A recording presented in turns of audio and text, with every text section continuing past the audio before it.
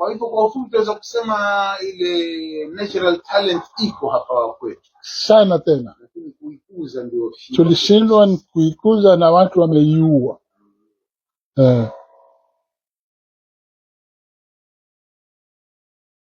Basi tupe nasaha zako sasa hapa tulipofika, maanake tujaribu kuirevive ile historia, tujaribu kuinukuu, tutoe kitabu inshallah cha kueleza.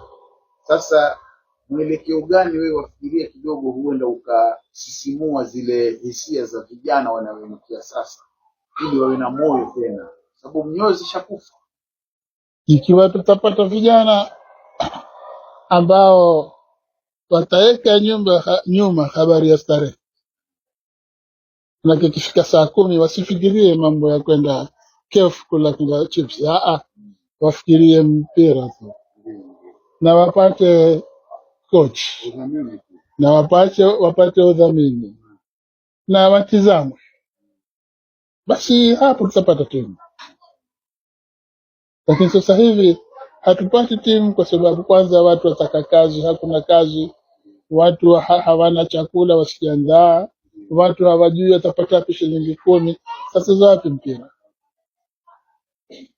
Kwa hiyo lazima tupate namna ya kuweza kuwakusanya pamoja, tuwalee kimpira, basi tutapata timu, kwa sababu talent iko naturally.